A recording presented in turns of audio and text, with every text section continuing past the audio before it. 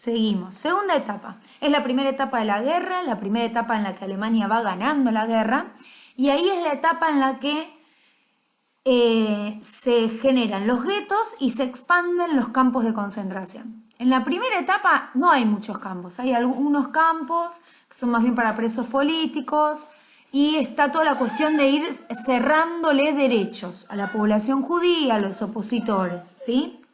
En esta segunda etapa ya vemos que hay un paso más. Vemos que en esta segunda etapa entonces empieza el aislamiento de la población judía en guetos. ¿Qué es un gueto? Es un sector de una ciudad que va a estar poblado solo por judíos, pero van a estar obligados a ir a esos guetos, o sea, van a ser una especie de barrios cerrados, van a estar alambrados, y ahí se va a trasladar a la población judía. Obviamente que van a vivir en condiciones de hacinamiento, de pobreza, y se los aísla un poco para quebrar su fuerza física, espiritual, su sentido de pertenencia a Alemania, ¿sí? Los guetos van a estar alambrados, van a estar en todos sus límites controlados por fuerzas de seguridad de Alemania. No se va a permitir el ingreso de muchos alimentos o medicamentos, por eso la población que vive en los guetos va a sufrir la pobreza.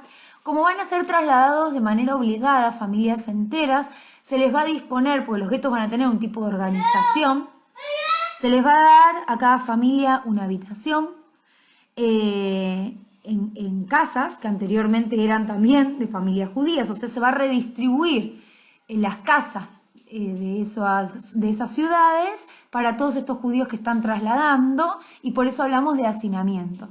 Y como muchos padres y madres van a ser fusilados o asesinados, en los guetos vamos a encontrar muchos niños en las calles, huérfanos, solos, muertos de hambre, ¿sí? Ahí vemos imágenes de archivo. Y además en esta etapa se empiezan a extender los campos de concentración, que como dijimos son espacios donde se detiene, se confina a personas bajo condiciones inhumanas, sin respeto por las normas legales. Por eso no son cárceles, porque no hay un proceso, no hay un juicio para que esas personas digan, bueno, estoy acá porque cometí tal o cual delito. No existe ese juicio, ese proceso, y no hay normas. Entonces están por fuera de toda la legalidad, probablemente son generalmente son clandestinos, y por eso están alejados de las ciudades. Acá vemos imágenes de guetos. El primer campo de concentración fue en Dachau, que fue un campo de concentración para prisioneros políticos, y ahí vemos el trabajo forzado, o sea, están obligados a trabajar, tanto por ejemplo en cuestiones de agricultura, en cosechar, no sé, papas por ejemplo, o cuestiones industriales, ¿sí? Van a ser obligados. Y algunos prisioneros van a ser obligados también a cuidar a otros, a cocinar. Si hay médicos que son prisioneros, los van a usar para revisar a los otros prisioneros, ¿sí? Bien, y acá tenemos también más trabajo forzado en un campo de concentración alemán entre el año 40 y 42. De esto quedó registro por los mismos nazis que iban registrando todo. Esta es la entrada de Auschwitz, y también quedó registro, ahí mostramos esta última foto, porque cuando los rusos y los estadounidenses empiezan a ingresar en Alemania, cuando la guerra termina, se empiezan a encontrar con estos campos y empiezan a liberar a estos prisioneros, o a veces a tomar los prisioneros nuevamente, ¿sí? Bien, y la última etapa entonces es la etapa de la solución final, donde ahí ya mucha población estaba, o sea, la población entonces era primero perseguida, se les sacaban derechos, bueno, después eran trasladados a guetos, y de los guetos pasaban a los campos de concentración. En los campos se dividía a las personas que estaban en condiciones de trabajar, se les hacía trabajar, y a los mayores de edad, o a veces a las mujeres, a veces depende si alguien tenía alguna cuestión de salud, directamente iban a las cámaras de gas y se los aniquilaba. Pero en la última etapa de la guerra, tiene mucha gente encerrada en los campos que no aniquilaron, que le están usando para trabajo forzado. Entonces empiezan a cuestionarse qué hacen con toda esa población, principalmente con la población judía. Entonces hacen una conferencia, los jerarcas nazis, los líderes del partido nazi, y piensan en esta conferencia de Wannsee, la visión que gana es la de la solución final, que va a ser el exterminio masivo, ¿sí? Por el uso de estas cámaras de gas. ¿Ya había habido asesinatos? Sí. Ya había habido, por ejemplo, fosas comunes donde habían puesto muchos cuerpos, sí.